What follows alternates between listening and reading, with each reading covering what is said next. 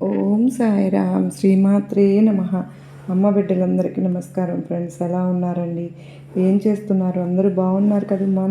అమ్మ దయ వలన అందరూ బాగున్నారని, ఎప్పుడు ఆనందంగా ఆరోగ్యంగా ఉండాలని, మీరు కోరుకున్న కోరికలన్నీ కూడా అమ్మవారు తీర్చేయాలని మీ తరపున నేను కూడా మనస్ఫూర్తిగా అమ్మవారిని కోరుకుంటున్నాను. ముందుగా అమ్మవారి పాదపద్మలకు ఒకసారి నమస్కరించుకుని వీడియోలోకి అయితే వెళ్ళిపోదాం.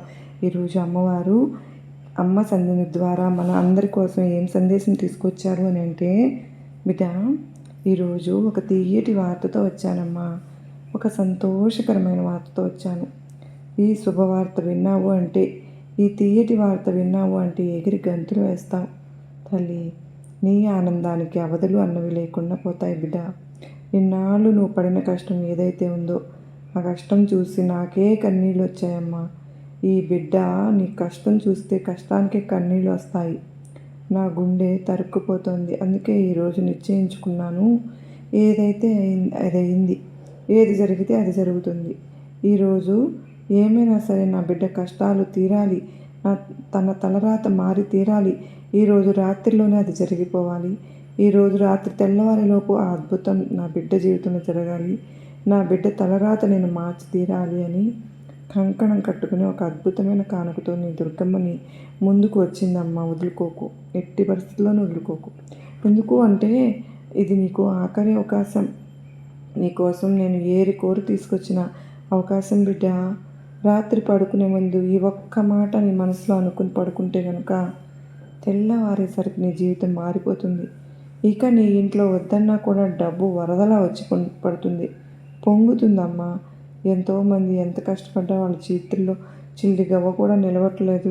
వాళ్ళ యొక్క ఆర్థిక పరిస్థితులకు ముఖ్యమైన కారణం వాళ్లకు లక్ష్మీ కటాక్షం, కుబేర యోగం లేకపోవడమే. మరి అలాంటి వారు ఏం చేయాలి? ప్రతిరోజు కూడా నిద్రపోయే ముందు ఈ మాటను మనసులో అనుకుని నిద్రించాలి బిడ్డ. అలా కనుక నిద్రించావు అంటే రాత్రికి రాత్రే నేను నీ తలరాతను మారుస్తాను. నీ తలరాత మారిపోతుంది. ఒక్క 2 నిమిషాలు ఈ దుర్గమ్మ మాట విన్నావు అంటే నీ తలరాత ఎలా మారబోతుంది అన్నది నీకే అర్థమవుతుంది అంటూ ఈరోజు అమ్మవారు అయితే మనకు ఒక మంచి సందేశం ద్వారా వచ్చారు ఫ్రెండ్స్. మరి అమ్మవారి సందేశం వినిపోయే ముందు అమ్మ సన్నిధిలో అమ్మవారి సందేశం ఎవరైతే కొత్తగా చూస్తున్నారో వాళ్ళు సబ్స్క్రైబ్ చేసుకోండి. వీడియో నచ్చినట్లయితే చిన్న లైక్ ఇచ్చి వీడియో చూడటం మొదలుపెట్టండి. శ్రీమాత్రే నమః అని కామెంట్ చేయడం అసలు మర్చిపోవద్దు ఫ్రెండ్స్. ఇక అమ్మవారి సందేశం విషయానికి వస్తే కనుక, తల్లి చాలమ్మా చాలు, నువ్వు ఇన్నాళ్ళు ఎంతకాలంగా పడ్డ కష్టాలు చాలు, కన్నీళ్ళు చాలు. కన్నీళ్ళని చూసి నేనే కరిగిపోయాను బిడ్డ. నీ కన్నీళ్ళని చూసి నాకే కష్టం అనిపించిందమ్మా. అందుకోసమే నీకోసం ఏరి కోరి ఒక అద్భుతమైన కానుకను నీకోసం తీసుకొచ్చాను తల్లి. ఇది అద్భుతాలకే అద్భుతాన్ని చేసే ఒక మాట కనుక నేను నీకు చెప్పబోతున్నాను. ఆ మాటను కనుక నువ్వు రాత్రి పడుకునే ముందు అనుకుని పడుకున్నావు అంటే నిద్ర లేచి చూసేసరికి నీ తలరాత ఎంతలా మారిపోతుందో నువ్వే చూసి ఆశ్చర్యపోతావు. నీ తలరాత మారడం ఖచ్చితంగా జరిగి తీరుతుంది బిడ్డ. నువ్వు ఆ మాట కనుక నిద్రించే ముందు కనుక అనుకుని నిద్రించావు అనుకో, ఉదయం లేచేసరికి నీ ఇల్లు డబ్బుతో నిండిపోతుంది.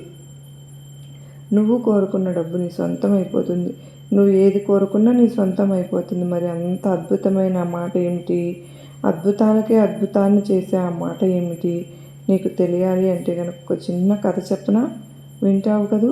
ఆ కథ కానీ నువ్వు మనసు పెట్టి శ్రద్ధగా విన్నావు అంటే నీకు ఆ మాటను నేను ఆ తరువాత చెప్తాను. ఆ మాట ఏంటి అన్నది నువ్వు పూర్తిగా విని ఈరోజు రాత్రి పడుకోబోయే ముందు నువ్వు ఆ మాటను అనుకుని పడుకున్నావు అంటే నీ జీవితానికి ఇక తిరుగు ఉండదు. ఇది నీ దుర్గమ్మ నీకు మాట ఇస్తున్నాను, సత్య ప్రమాణం బిడ్డ.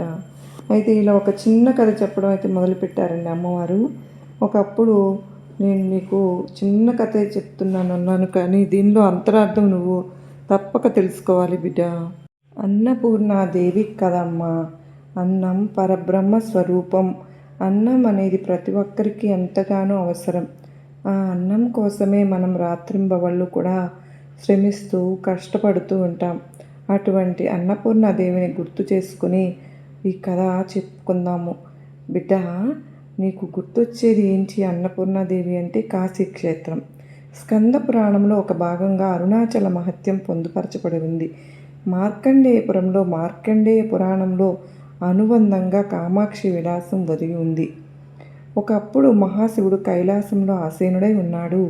అప్పుడు పార్వతీదేవి వెనుకగా మహాశివుని సమీపించి తమాషాగా మహాశివునితో ఆటలాడని శివుని కళ్ళను తన చేతులతో మూసిందట. శివునికి కుడి కన్నుగా సూర్యుడు, ఎడమ కన్నుగా చంద్రుడు, నుదుటిన మూడవ నేత్రంగా అగ్ని విరాజిల్లుతూ ఉంటారు. అందువల్ల పార్వతీదేవి భగవంతుని నేత్రాలను మూసివేయడంతో సూర్యుడు, చంద్రుడు ప్రకాశాన్ని కోల్పోయారు. ఫలితంగా లోకాలన్నీ చాలా కాలం అంధకారంలో మునిగిపోయాయి. దాంతో మానవులు, మిగిలిన జీవరాశులు భయంతో తల్లడిల్లిపోయారు. ఈ అపాయం నుండి అందరినీ కాపాడమని భక్తులు మహాశివుని ప్రార్థించారు. మహాశివుడు వెంటనే ఆ పరమేశ్వరుడు అర్థం చేసుకుని వెంటనే తన అగ్నిమయమైన మూడవ నేత్రం తెరిచి వెలుగును కల్పించి కటిక చీకట్లో కొట్టుమిట్టాడుతున్న లోకాలను ఉద్ధరించాడు శివుడు. ఇదంతా క్షణకాలంలో జరిగిపోవడం వల్ల పార్వతీదేవి భయపడిపోయి పతిదేవుని కళ్ళు మూసి ఉంచిన తన చేతుల్ని తీసివేసింది. పరమేశ్వరుడు ఏమీ అనకపోయినా దేవి మాత్రం భయంతో వణికిపోయింది. అప్పుడు శాంతమూర్తి అయిన శివుడు ప్రశాంతంగా ఇలా అంటాడు, దేవి, ఇది నీకొక తమాషాగా ఉంది, కానీ నీ తమాషా ఫలితంగా లోకాలన్నీ వెలుగు కోల్పోయాయి. మానవులు, మిగిలిన ప్రాణకోటి ఎంత యాతనకు లోనయ్యారో నువ్వు చూసావు కదా. నీ తమాషా నీ క్షణకాలం మాత్రమే అయినప్పటికీ లోకాలకు అది సుదీర్ఘకాలం కొనసాగినట్లు నీకు తెలియదా? నీకు ఎందుకు ఈ చిలిపితనం అని పరమేశ్వరుడు శుతిమెత్తని మాటలు పలుకులతో దేవి తప్పును తెలియపరిచారు.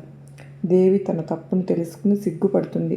తన తప్పుకు ప్రాయశ్చిత్తంగా తపస్సు ఆచరించి మహాశివుని నుండి అనుమతి కోరింది.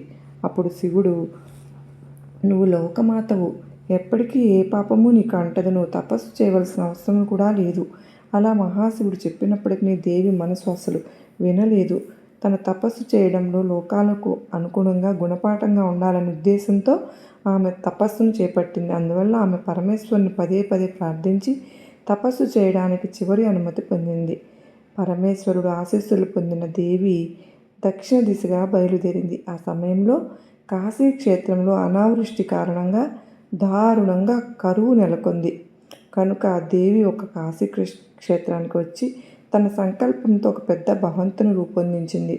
పార్వతీదేవి నిర్మించిన ఆ భవంతిని ఆమె అన్నపూర్ణ అనే పేరుతో వెలిసింది.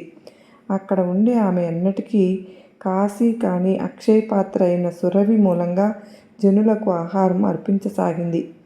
ఆకలితో అలమటించే జనులందరికీ విందుగా భోజనాలు తెచ్చి జనులు ఆ అన్నపూర్ణకు ప్రణమిల్లి ఆమెను చక్కగా పూజించుకుంటారు. యావత్తు కాశీరాజ్యంలో కాశీరాజు ఖాళీ చేయడంతో అందువల్ల ఏం చేయాలో పాలుపోక తల్లడిల్లిపోతాడు. ఈ పరిస్థితుల్లో రాజు సర్వత్రా కరువు తాండవిస్తున్నప్పుడు అన్నపూర్ణాదేవి వేలాది మంది జనులకు ఆహారం సమర్పిస్తుందనే వార్త వింటాడు. అన్నపూర్ణాదేవి ఈ అద్భుత అన్నదాన కార్యక్రమం గురించి తెలిసిన రాజు ఆశ్చర్యపోతాడు.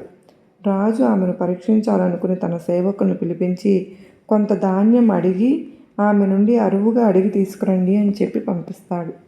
అన్నపూర్ణను కలుసుకున్న సేవకులు రాజుగారి విన్నపాన్ని ఆమెకు తెలియపరుస్తారు.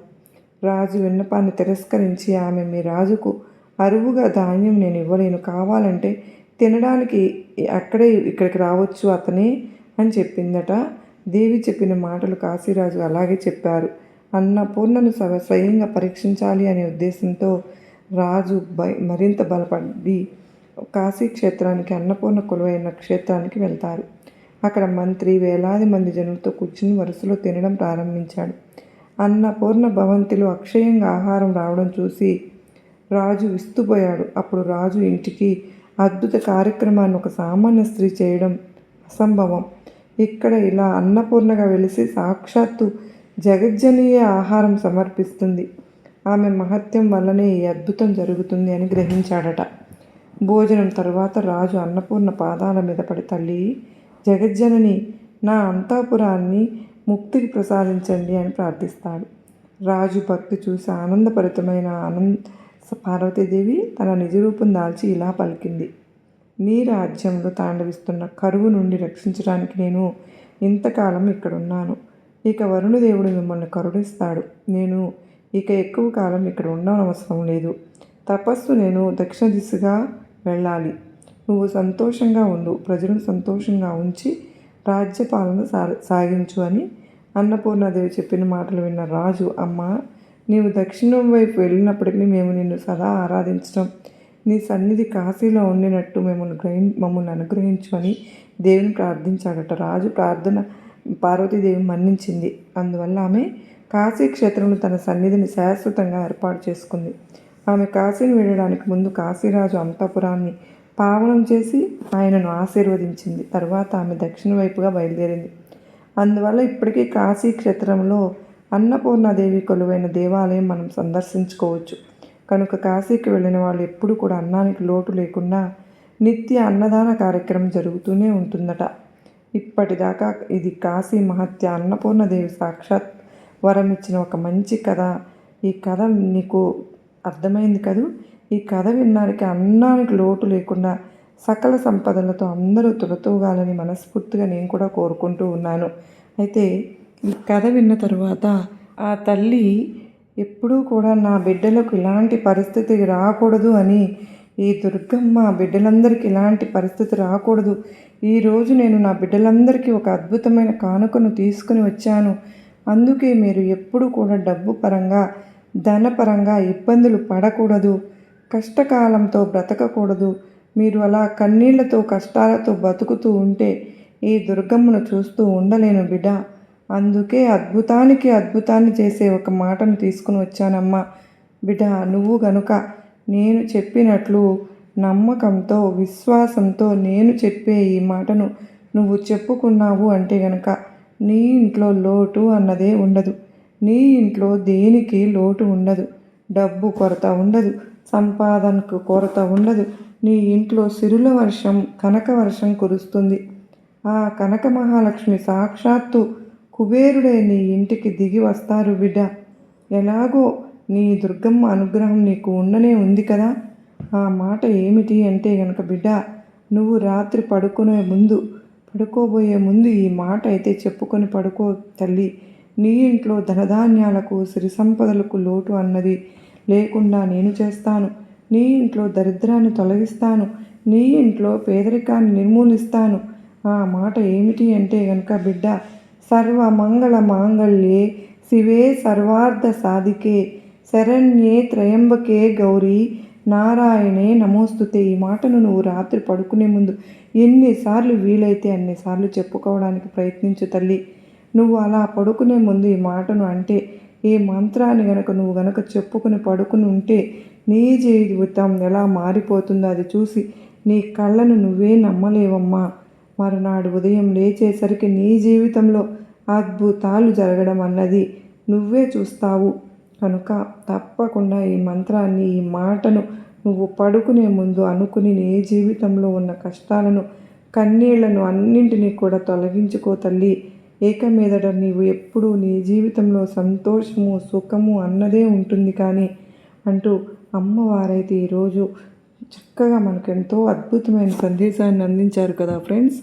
మరి నేను అనుకుంటూ ఉన్నాను, అమ్మవారి సందేశాలు అక్క మాకు ఎంతగానో మాకు సహాయకరంగా ఉంటున్నాయని మీరందరూ చెప్తూ ఉంటే ఏమో అనుకున్నాను కానండి.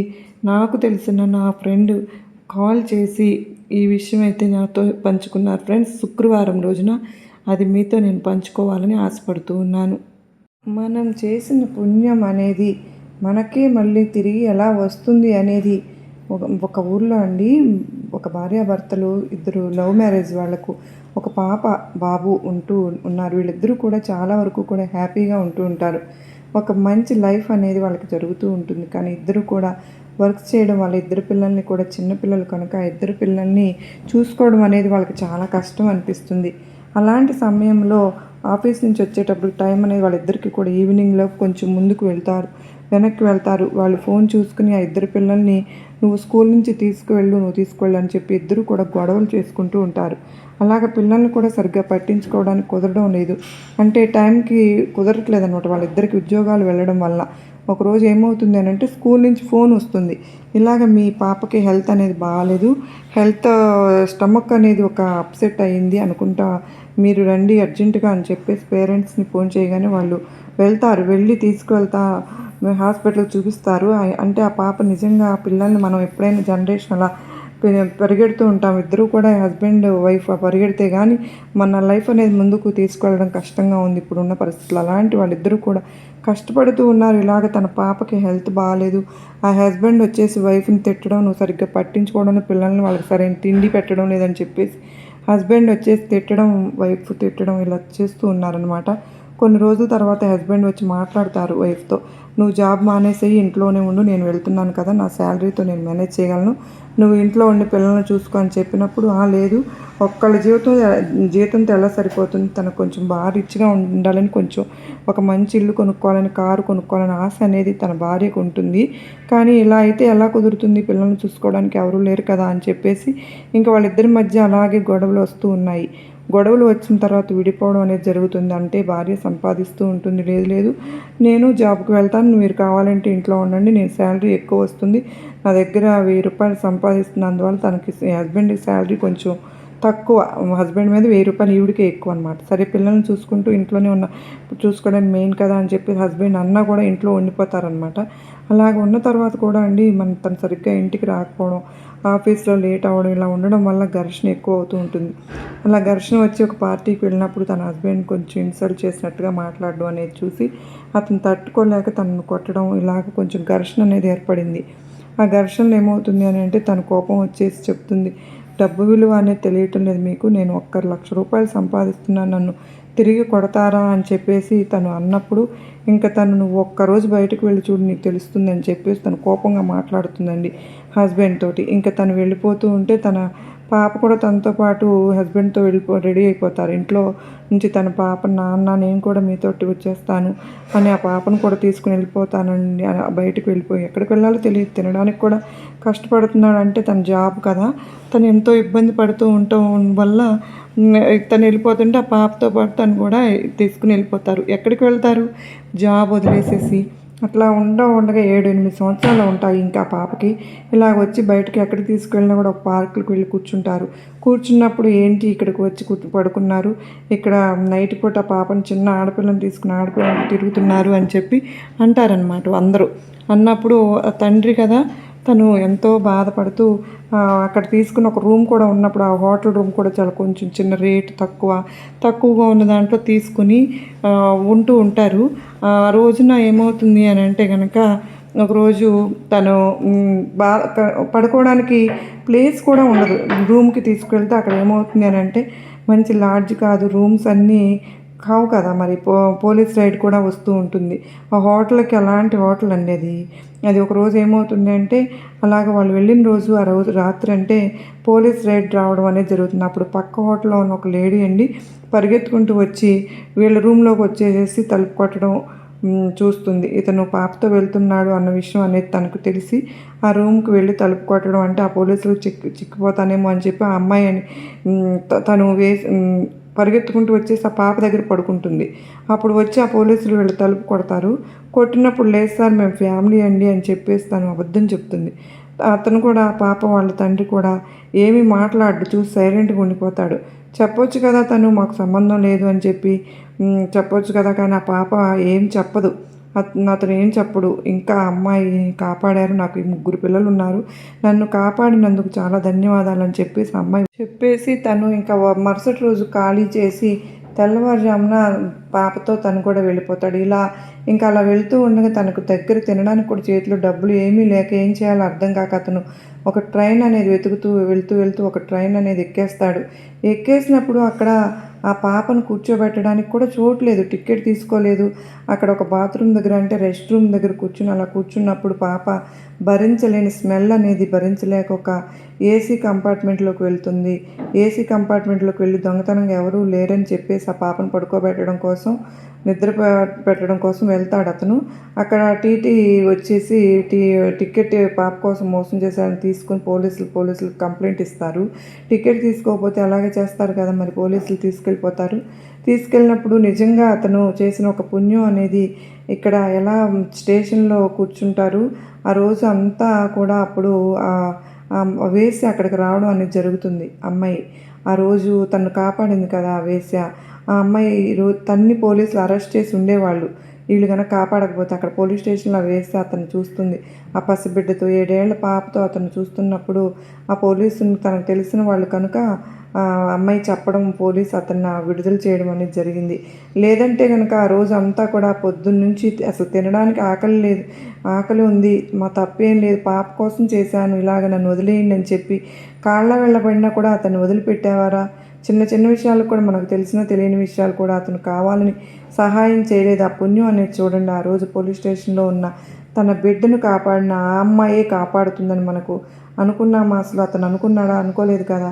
ఇలాగే చిన్న చిన్న విషయాలు కూడా మనల్ని కాపాడుతూ ఉంటాయి అనేది మనకు తెలియనే తెలియదు. అప్పుడు అతనికి ఆవిడకి ధన్యవాదములు చెప్పేసి అతను కూడా వెళ్ళిపోతాడు. నిజంగా ఇలా జరుగుతూ ఉంటుంది. తెలియని కొన్ని విషయాలైతే జరుగుతూ ఉంటాయి. ఇలా అయితే జరుగుతూ ఉంటాయండి. ఈ మనకు ఇలా జరుగుతాయి అని చెప్పి మన అమ్మవారు మనకు తెలియచేస్తూ ఉన్నారు. ఇలాగా జరుగుతూ ఉంటాయి అక్క, మాకు తెలిసిన వాళ్ళు చెప్పారు ఇలాగా అని చెప్పి మా మా ఫ్రెండ్ అయితే నాతో మేము చెప్పుకున్న విషయాలు మీతో షేర్ చేశానండి. ఇలా జరుగుతూ ఉంటాయి ఖచ్చితంగా. ఈ విషయం ఇది అయినా కూడా రకరకాల అంటే ఈ సమస్యలు చాలా వేరేగా ఉండవచ్చు.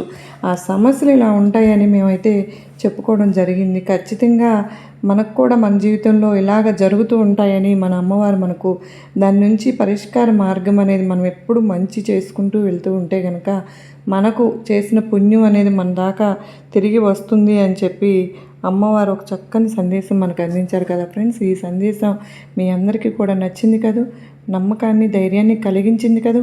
నచ్చినట్లయితే మరికొంతమంది అమ్మ బిడ్డలకు షేర్ చేయండి. మరలా మరో చక్కని అమ్మవారి సందేశంతో మరలా మీ ముందుంటాను. అంతవరకు నమస్కారం ఫ్రెండ్స్. ఓం సాయిరామ్. శ్రీమాత్రే నమః. సర్వే జనా సుఖినో భవంతు.